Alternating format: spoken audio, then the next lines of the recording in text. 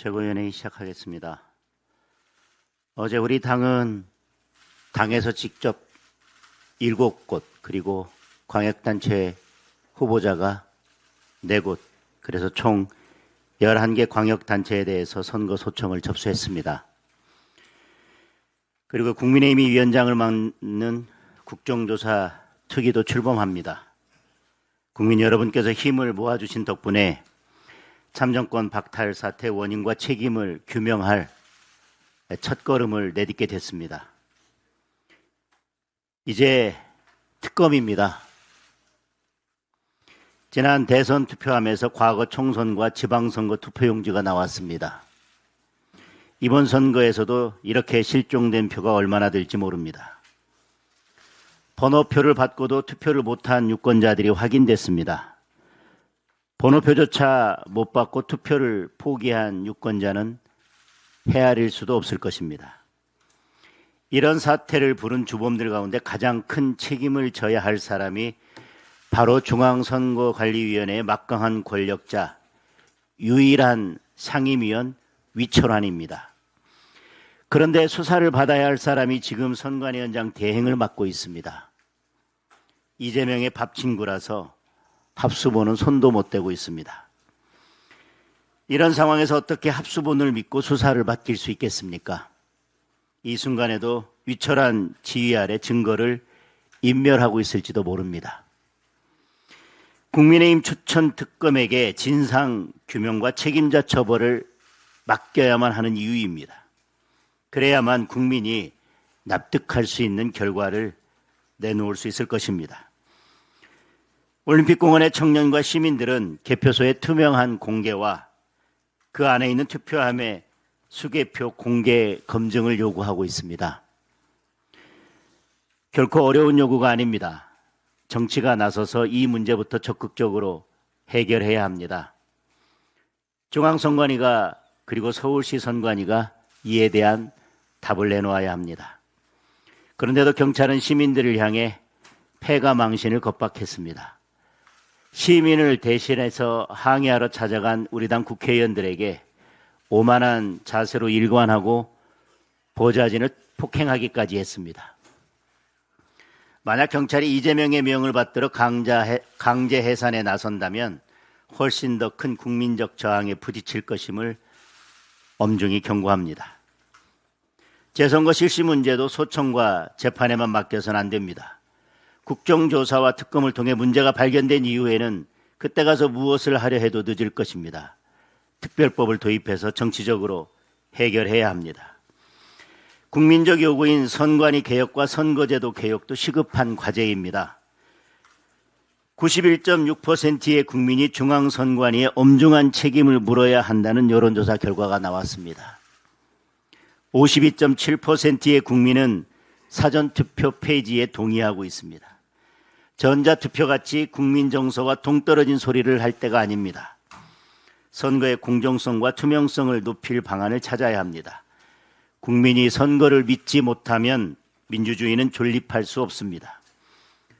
정청래 대표에게 다시 한번 촉구합니다. 어떤 형식, 어떤 의제라도 좋습니다.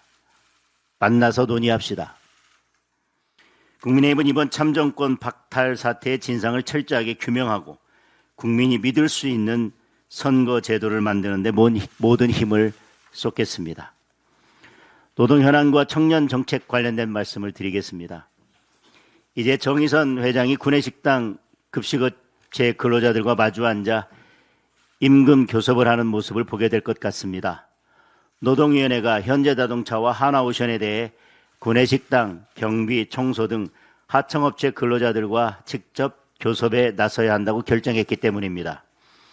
현대차 협력업체가 8,500개에 달하는데 이제 1년 365일 노조와 협상만 하다 끝날 판입니다.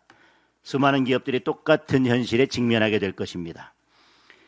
기종노조 민노총의 표를 얻기 위해 만든 노란봉투법에 기준 설정조차 제대로 안 한 정부의 무책임이 더해지고 사용자 범위만 넓히는 노동위원회 편향성이 만든 합작품입니다.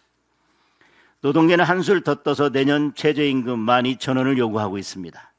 올해보다 16.3%나 대폭 올려달라는 것입니다. 반도체를 뺀 대부분의 산업들이 한치 앞을 못 보는 어려운 상황입니다. 자영업자 폐업이 통계 작성 이후 처음으로 연간 100만을 넘었습니다. 그런 판에 최저임금 12,000원은 중소기업 소상공인 자영업자들에게 폐업 통보서나 다름없습니다. 시민들과 청년들의 일자리부터 사라질 것입니다. 이미 문재인 정권 시절에 뼈아프게 경험을 했습니다. 양대 노총은 임금 삭감 없는 정년 연장까지 밀어붙이고 있습니다. 기업들에게 청년 채용을 하지 말라는 소리입니다. 청년 일자리에 어찌되든 자신들의 기득권만 지키겠다는 것입니다. 민노총과 합작한 이재명 정권의 노동 정책은 결국 청년 미래 죽이기 정책의 다름 아닙니다. 최근에 전업자녀라는 신조어가 등장했습니다. 일자리를 못 구한 청년들이 가사를 전담하며 용돈으로 산다는 겁니다. 일자리 없는 청년들이 벼랑 끝에서 택한 생존의 방식입니다. 실제로 지난 5월 청년 취업자가 25만 5천 명이나 줄었습니다. IMF 사태 이후 최악의 청년 일자리 상황입니다. 이재명과 민주당이 만든 노조천국 청년 지옥의 현실입니다. 당장 노란 봉투법의 폭주를 멈추고 노동개혁에 나서야 합니다. 민노총과 손절하고 올바른 청년 정책, 노동 정책을 세워야 합니다. 국민의힘은 청년들이 미래를 꿈꾸며 마음껏 도전하고 도약하는 나라를 만들겠습니다. 총리 후보자에 대한 말씀 하나 더 드리겠습니다. 용지를 복사하는 직원조차도 다주택자여서는 안 된다. 바로 2달 전 대통령의 말입니다. 다주택자를 마귀라고 몰아붙이기도 했습니다. 그래놓고 다주택자 한성숙에게 국무총리를 맡긴다고 합니다. 한성숙의 재산 규모가 집 2채를 포함해서 총 253억 원에 달합니다. 작년에 잠실 아파트 한 채를 팔고도 이 정도입니다. 불법 증축에 가족 간 헐값 임대, 편법 증여 의혹까지 나왔습니다. 대통령 말대로라면 마귀 정도가 아니라 대마왕 수준입니다. 아무리 내로남불이 트레이드 마크라지만 이 정도면 국민을 바보로 여기는 것 아닙니까? 그렇게 국민을 우습게 알기 때문에 부동산 정책이 제대로 될 리가 없습니다. 작년 이재명 정권 1년 동안 서울 아파트 값이 14.73%나 폭등했습니다. 1986년 통계를 집계한 이래 가장 높은 상승률입니다. 집값 폭등의 대명사인 노무현 정권과 문재인 정권도 이재명 정권 앞에서는 명함도 못 내밀 지경입니다. 전세 매물은 자취를 감췄고 집값, 전세, 월세가 다 치솟았습니다. 집을 가진 국민은 세금 부담에 시달리고 집 없는 서민과 청년은 방 한 칸 구하기도 어려워졌습니다. 그런데도 대통령은 취임 1주년 기자회견에서 전세 감소는 정상화다. 전세 폭등 없다. 구두 개입 없었으면 엄청나게 폭등했을 것이다. 정말 딴 세상 이야기만 줄줄이 늘어놓았습니다. 대통령 혼자 다른 나라에 살고 있는 겁니다. 이제 7월에 보유세 인상까지 하겠다고 합니다. 헬 서울, 헬 대한민국이 기다리고 있습니다. 규제와 증세로는 집값을 절대 잡을 수 없습니다. 시장을 누를수록 풍선은 엉뚱한 곳에서 더 크게 터질 뿐입니다. 지난 1년이 그것을 똑똑히 증명했습니다. 규제를 풀고 세금을 낮추고 공급을 늘려야 합니다. 보수 정권에서 그렇게 할 때 늘 부동산 시장은 안정적이었습니다. 이재명 정권이 이제라도 헛발질하는 규제와 증세를 멈추고 공급 중심으로 부동산 정책을 전면 전환해야 할 것입니다.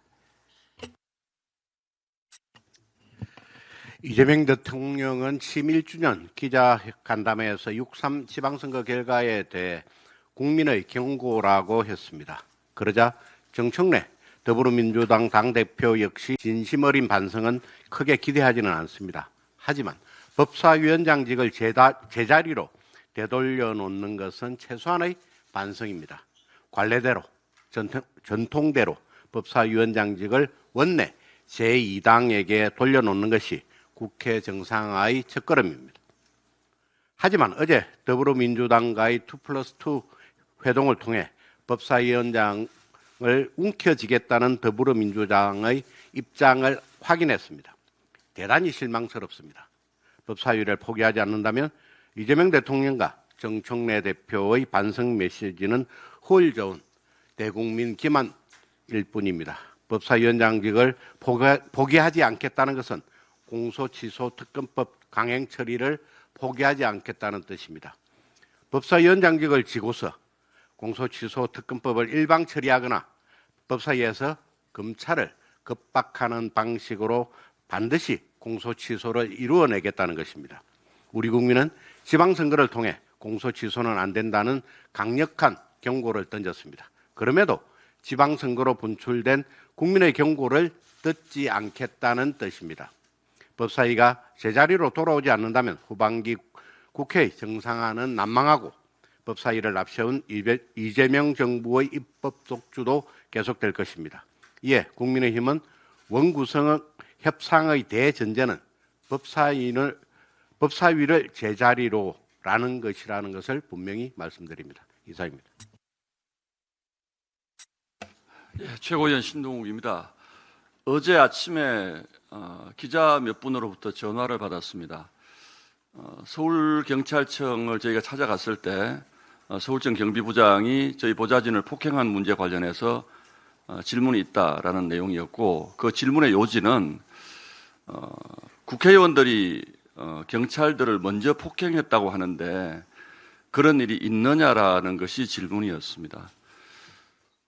그래서 제가 답할 내용이 별로 없어서 영상에 다 찍혀 있지 않느냐, 그대로 보시면 사실관계는 확인을 할 수 있을 것이다라고 말씀을 드렸습니다. 그랬더니 오후에 어떤 기사가 나왔냐 하면 그대로 기사를 제가 읽어드리겠습니다. JTBC 기사입니다. 경비부장의 행동 이전에 한 젊은 경찰 직원이 국민의힘 소속 한 의원에게 멱살을 잡혀 흔들리면서 팔과 가슴 등을 다친 것으로 파악하고 있다고 연합뉴스는 보도했다. 해당 직원은 병가를 내고 치료를 받고 있는 것으로 알려졌다. 이렇게 얘기를 합니다.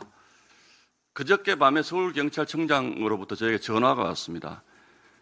내일 찾아가서 사과하겠다는 전화였습니다. 그래서 제가 이 문제는 사적인 사과의 영역으로 생각하지 않고 이 부분에 대해서 공식적인 대응과 답변이 필요하다고 제가 얘기를 했습니다. 아직까지 경찰은 아무 답변이 없습니다. 대신에 언론을 통해서 경찰이 오히려 다쳤다라는 언론 플레이를 합니다. 물론 제가 그날의 상황을 제 뒤에 있는 상황까지 혹시라도 그런 일이 있었는지 제가 다 알지는 못합니다만 적어도 영상으로 확인된 것, 제 눈으로 본 것으로는 터무니없는 모략입니다.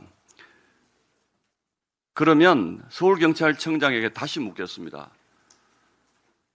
이 병가를 내고 치료를 받고 있다는 직원이 누굽니까? 멱살을 흔들려서 다쳤다는 이 직원의 신상을 저희에게 즉각 알려주십시오. 혹시라도 그런 일이 있었다면 저희도 거기에 상응하는 입장을 내겠습니다.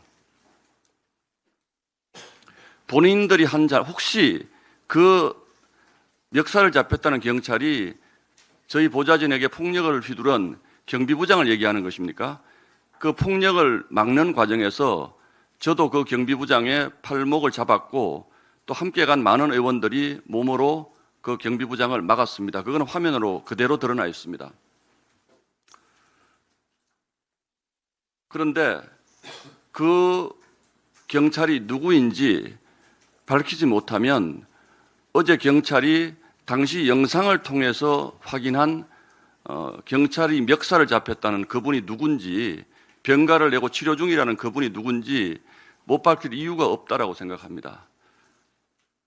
어제 우리 정점식 원내대표가 대통령과 윤호중 행안부 장관의 즉각적인 서울경찰청장 그리고 서울청 경비부장의 경질을 요구했습니다. 아직까지 답이 없습니다. 국민에 대한 무시라고 생각합니다. 이제 곧 국정조사가 열립니다. 이 국정조사는 선관위의 잘못된 선거관리 등등에 대한 추궁뿐만 아니라 잠실에 모인 많은 분들에 대한 시민들의 안전을 경찰이 어떻게 보호하려 했는지 이 부분도 다루게 될 것입니다. 이 과정에서 이 부분도 분명히 따져 묻겠습니다. 이 경찰관이 누구인지, 어떤 형태의 폭력을 저희 국민의힘 의원으로부터 당했다는 것인지 명확하게 밝히지 않으면 저희도 바로 후속 조치를 취하도록 하겠습니다. 이 말은 국회의원으로서 하는 말이 아니고 한 무고한 시민이 경찰 고위 간부로부터 폭행당하는 현장을 두 눈으로 지켜본 또 다른 시민의 말이라는 것을 명심하시기 바랍니다. 이상입니다. 네, 최고위원 김민수입니다. 2022년 호주 뉴질랜드 8박 9일, 2024년 독일 7박 9일, 2025년 덴마크, 스웨덴 8박 10일. 노태학 선관위원장의 해외 출장 내역입니다. 이 해외 출장에는 노태학의 아내까지 동반했습니다. 노태학 아내의 비즈니스 항공권, 숙박, 그리고 식대까지 모두 중앙선관위의 예산으로 집행되었습니다. 정상입니까?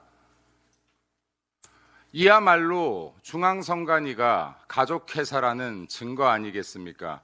국민의 혈세로 내 아내까지 비즈니스 항공권 태워서 숙식 제공하며 이 긴 시간 해외 출장 다녀서 되겠습니까? 이렇게 잦은 해외 출장 동안에 선거제도 도대체 무엇을 배워오신 겁니까?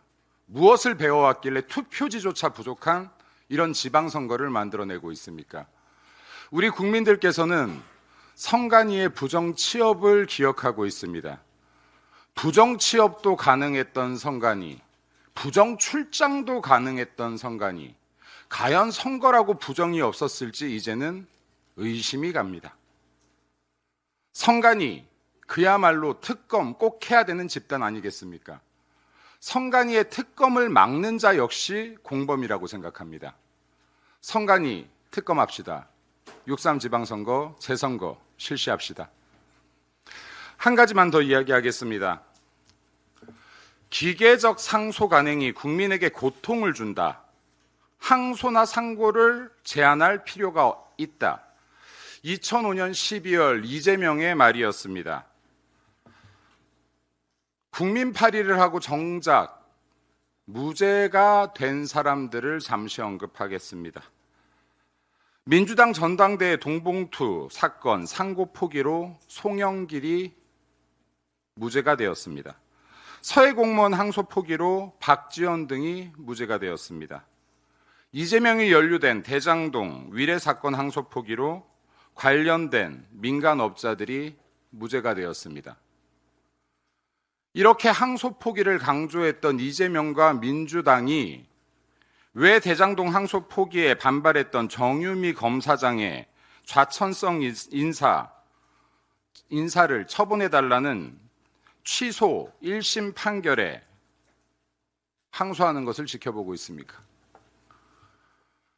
민주당과 연관된 범죄 의혹에 대해서는 항소 포기, 민주당을 공격하고 정권을 공격하는 범죄 혐의에 대해서는 끝까지 죄를 묻겠다는 내로남불식 정치 아닙니까? 법마저도 권력이 장악하겠다라는 잘못된 비뚤어진 야욕 버리시기 바랍니다. 국민에게 부여받은 권력 국민을 위해 쓰기 바랍니다. 정유미 검사장 자천성 인사 빠른 시간 안에 복귀하기를 촉구합니다. 이상입니다. 이번에 드러난 선관위 참정권 훼손 사태에 대한 민주당의 대응이 매우 악의적이고 모순적입니다. 국민이 분노하는 지점을 세 가지만 지적하겠습니다. 첫째, 민주당은 사태의 본질을 자꾸 왜곡하고 있습니다. 이번 사태는 선거제도와 국민 참정권이라는 민주주의의 핵심 시스템이 처참하게 붕괴된 것을 국민이 직접 목도한 것입니다. 이렇게 중요한 문제를 이따위로 관리하는 기득권에 실망한 청년들과 국민들이 재선고와 진실규명을 주장하는 것입니다. 이를 민주당은 부정선거 음모론, 선거 불복이라며 정당한 저항을 불법 시위로 규정하고 있습니다. 그러니 시위대를 겁박하는 경찰에게 아무 소리 안 하는 겁니다. 이 말이 틀렸다면 패가망신 운운한 서울경찰청장과 국민의힘 보좌관을 폭행한 경비부장 당장 경질하십시오. 둘째, 망가진 선관위를 바로잡기 위해서는 국정조사뿐만 아니라 특검과 개헌까지 논의해야 합니다. 그러나 민주당은 국정조사만으로 사태를 덮으려 하고 있습니다. 특검은 이치에 맞지 않다며 논의조차 피하고 있습니다. 민주당이 언제 이치에 맞아서 특검을 했습니까? 이재명 당대표 시절 민주당이 추진한 특검과 정청래 당대표가 추진한 특검만 합해도 10개입니다. 선관위 특검이 2025년 명태균 특검보다 덜 중요합니까? 특검 만능주의자들이 갑자기 왜 이번 특검은 이리도 거부합니까? 특검만이 진실규명의 수단이라며 제멋대로 남발하던 자들이 유독 선관위 특검에만 손사래를 치니 국민 분노가 큰 겁니다. 셋째, 민주당과 진보 세력이 주장하는 선관위의 독립성 침해도 참으로 가증스러운 내로남불입니다. 민주당이 언제부터 헌법기관의 독립성을 따졌습니까? 삼권 분립이라는 민주주의의 핵심 가치를 무참히 짓밟으며 아무렇지 않게 사법부와 검찰을 장악한 민주당 아니었습니까? 사법부 독립을 주장하며 이에 반발하는 국민의힘을 반개혁 세력이라고 비난하던 민주당과 진보 유튜버들이 왜 유독 선관위 독립성만 그렇게 중요하게 여기는지 올림픽 공원에 모여있는 청년들에게 한번 설명해 보십시오. 지금 이 순간에도 선관위 개혁을 외치며 밤샘 시위를 하는 청년들을 보며 민주당 정치인들은 유난 떤다, 오바한다, 세뇌됐다 라고 혀를 차는데요. 정말 국민들은 기가 찹니다. 지금 사태를 키우고 있는 것은 국민의힘이 아니라 이런 민주당의 안일함과 비열함 그리고 이중잣대입니다. 만약 계속 그런 태도로 이 문제에 접근하면 이번 선관위 사태가 머지않아 전 국민이 참여하는 정권 퇴진 투쟁이 될 것임을 분명히 경고합니다. 이상입니다. 네, 청년최고위원 우재준입니다. 저는 지방선거 종료와 함께 우리 지도부 역할이 다했다는 점, 다음 지도부를 위해서 길을 열어줘야 한다는 점, 그리고 필요하다면 재출마를 해서 평가를 받아야 한다는 점에 있어서는 여전히 생각이 같습니다. 그럼에도 불구하고 이와 별개로 선관위 참정권 문제는 매우 중요한 사태이고 또한 당력을 집중해야 한다라는 점도 너무나도 공감을 합니다. 그래서 오늘 제안을 하나 좀 드리고 싶습니다. 우리 지도부가 선관위 사태가 좀 마무리되는 때 적어도 가을 전에는 임기를 종료하는 걸로 했으면 좋겠습니다. 그렇다면 적어도 우리 지도부가 이번 선관위 사태를 정치적인 유불리에 따라서 어떻게 이용한다라는 그런 불신도 해소할 수 있고 당력도 집중될 수 있을 거라고 생각합니다. 저부터 만약에 그렇게 해주시면 장도연 대표님 정말 열심히 돕겠다는 약속을 드립니다. 제가 지난 월요일 날 출장 때문에 나오지 않으니까 많은 분들이 불만을 표시한 걸로 알고 있습니다. 그렇기 때문에 제가 막간을 이용해서 어떤 출장을 갔다 온지 내용도 좀 설명도 드리고 홍보도 좀 하도록 하겠습니다. 대구시장 선거에서 이번 선거 결과를 보면 2030은 오히려 민주당의 지지를 더 많이 했습니다. 그 핵심은 경제와 일자리였습니다. 사실은 청년 최고위원으로서도 그리고 또 대구의 의원으로서 너무 뼈아프게 생각을 합니다. 대구의 미래 산업으로 부각되고 그나마 성장하고 있는 주목받는 산업이 물입니다. 물 산업, 정수기, 하수도, 배관 같은 것입니다. 대부분 이런 유의 물 산업은 수출을 하는데 해외 인증이 필요합니다. 그리고 그 인증 중에 가장 세계적으로 권위 있는 인증이 미국에 있는 NSF입니다. 다만 NSF의 인증을 받으려면 미국에 시료와 장비를 보내서 인증을 받는데 몇 개월씩 걸리고 수천만 원, 수억 원씩 그 비용이 소요가 됩니다. 그런 것 때문에 기업들은 매우 부담스러워합니다. 최근에 NSF가 아시아 태평양 시험 연구소를 만드는 걸 지금 추진하고 있습니다. 그리고 거기에 주요한 유치 후보지로 지금 대구가 경쟁하고 있습니다. 그렇기 때문에 만약에 이게 대구에 유치된다면 기존에 미국 본사까지 보내야 했던 그런 수많은 비용들을 다 절감할 수 있어서 아마 대구 경제에는 그리고 대한민국의 물 산업에는 매우 큰 도움이 될 거라고 생각하고 있습니다. 이번 주에 태국에서 NSF의 주요 경영진과 대표이사가 오는 아주 큰 행사가 있었고 거기에 저는 참여해서 환경부 장관과 대구시장에 친서를 전달하고 대한민국 대구가 가지고 있는 강점에 대해서 설명을 했습니다. 다만 이게 국회의 공식적인 일정은 아니었기 때문에 모든 비용은 제 사비로 부담했습니다. 이걸 지난 우리 대변인께서 제가 사비로 부담해서 갔으니까 개인 일정이라고 이렇게 소개를 하시던데 이 점은 매우 유감이라고 생각합니다. 그리고 저는 여전히 이게 국민들께도 매우 도움이 되는 일이라고 생각하고 또한 지극히 국민 상식에 부합하는 그런 일정이었다고 생각을 합니다. 말이 나왔기 때문에 제가 우리 지도부의 지난 일정에 대해서도 제가 한번 문제 제기를 하겠습니다. 지난 우리 지방선거 기간 중에 우리 지도부가 미국을 다녀왔습니다. 어떤 비용으로 갔는지 어떤 목적으로 갔는지 아직까지 아는 사람이 별로 없습니다. 저는 그게 과연 국민 상식에 부합하는 목적으로 간 것인지 또는 지방선거에 도움을 줬는지 의문이 있습니다. 최근에 우리 당 지지율이 많이 상승하고 있고 그 중심에는 청년들이 있습니다. 저는 그게 청년 최고위원인 제 덕이라고 생각하지 않습니다.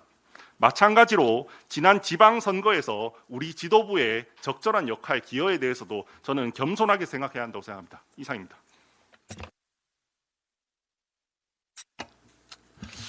요즘 우리 당이 마이크만 잡으면 외계어를 하시는 분들이 많아서 마이크 잡는 게 참 몹시 부끄럽기는 합니다. 그런데 그래도 메시지는 전해야겠죠.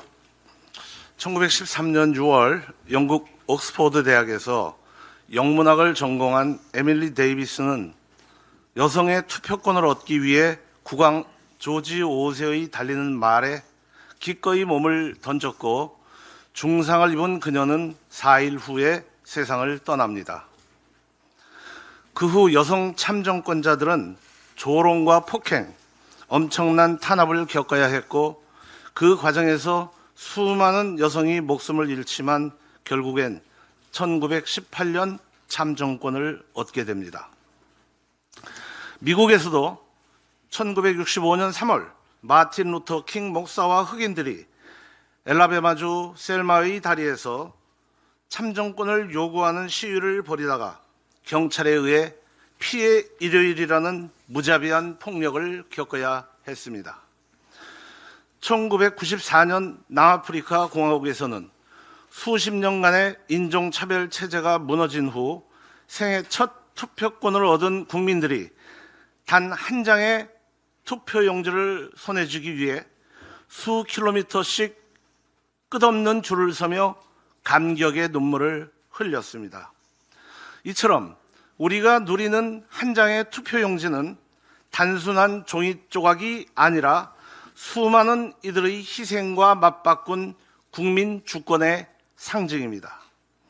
2026년의 대한민국에서는 투표용지가 부족하다며 주권자의 권리 행사가 무산된 믿기 어려운 사태가 발생했습니다. 이 거대한 불의 앞에서 가장 먼저 일어선 이들이 대한민국의 미래세대 청년들입니다. 지금 잠실 올림픽 체육공원에서는 젊은 청년들이 밤을 새우며 부정선거, 재선거, 당일 투표, 수개표를 목 놓아 외치고 있습니다. 온라인에서는 투표용지 부족 사태를 향한 날카로운 비판이 확산되면서 부조리한 시스템을 향한 거대한 조소가 밈의 문화로 번지고 있습니다. 청년이 주도하고 국민이 공감하는 올림픽 공원의 이 거대한 분노의 참 모습은 21세기형 새로운 시민 저항 운동입니다. 지금 청년들이 외치는 재선거는 단순히 선거를 다시 치르자는 절차적 요구가 아닙니다. 파괴된 국가 시스템의 근간을 복원하고 국민의 빼앗긴 주권을 되찾고자 하는 체제 수호를 향한 절실한 투쟁입니다. 이 엄중한 역사의 파도 앞에 우리는 서 있습니다. 이 중요한 변곡점 속에서 장동혁 대표께서는 청년들과 연대하며 선관위의 무능력, 무책임을 질타하고 눈 하나 꿈쩍하지 않는 무소불위의 대통령과 여당의 권력에 맞서 재선거 소청이라는 법적 투쟁의 최전선에 서 있습니다. 최근 나타난 정당 지지율의 골든 크로스는 이러한 지도부의 결단과 투쟁 방향에 대해 국민들께서 이미 명확한 평가를 내리셨음을 보여주는 객관적 지표입니다. 정치는 지표로 증명되고 민심의 저울은 늘 정확합니다. 무너진 참정권을 되찾기 위해 선거 제도의 기본을 다시 세우기 위해 힘겹게 투쟁하고 있는 이 절절한 현장에서 모두가 힘을 모아야 할 엄중한 시기에 오히려 내부를 향해 화살을 겨누며 지도부를 흔드는 파음이 들려오는 현상에 대해 깊은 성찰을 요구합니다. 비공개로 전환하겠습니다.